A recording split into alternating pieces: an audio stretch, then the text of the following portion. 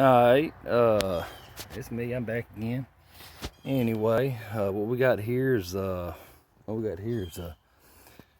driver's side door panel, and I've got everything as far as the plastic goes torn off of it. I had to replace the window regulator, and this was the factory right here.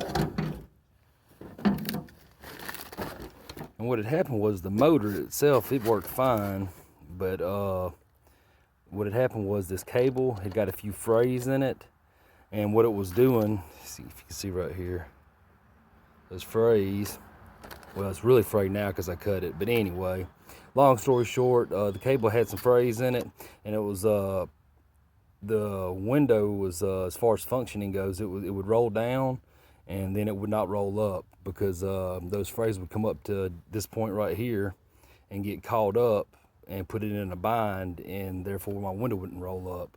And this couldn't have happened at the worst time. It happened not Hurricane Laura, but this last hurricane, whatever it was that just came through here in Louisiana. About midnight, the eye of the storm was probably hitting about around midnight, and I had just got back to the house. It took me about 2.5 hours to drive what should have been about an hour drive. It was pretty rough, but anyway, yeah, this joker went out on me and my window was stuck rolled down, and this is my yard right here, and of course I don't have any carport or any shelter or anything, and that rain was, man, it was coming in the truck and everything else, and I said to hell with it. So I just cut the cables. I pulled the window up real quick and wedged it up and took a little bitty pillow, and in case it fell, it'd have something to fall on. Put that in place, and I ordered me a new window motor regulator. Now the same window assembly, motor regulator and all that, motor and everything, the same one that I saw on Amazon, I do a lot of business with Amazon Prime, was 40 something bucks. So I went to eBay and looked, and the same exact brand was $25. And of course I had a $5 coupon, so I ended up paying $25 after tax for this new window regulator. And upon putting it in, everything went in like it was supposed to, it seemed like. This is positioned a little different than the other one was, but it doesn't seem to get in the way.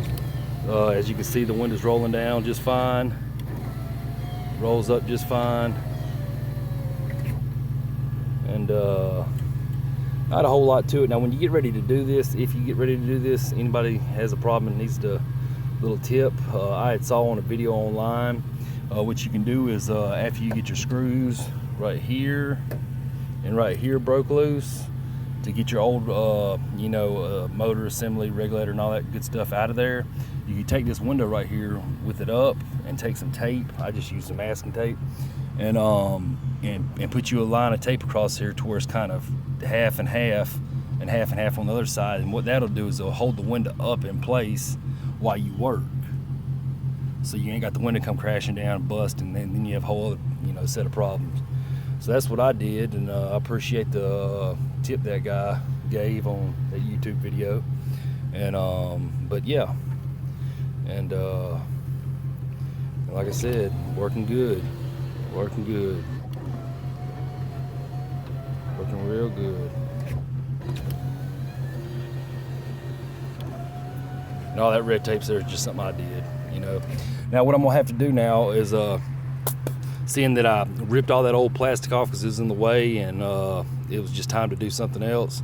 I've got some thick plastic visqueen right here, and I'm fixing to go back over this door, because I think it uses like a dust barrier or whatnot.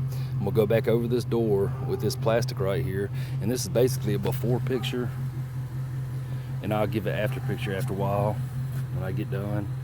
We're gonna do it right, as always. But anywho, I just wanted to make this little video right here, and moving forward.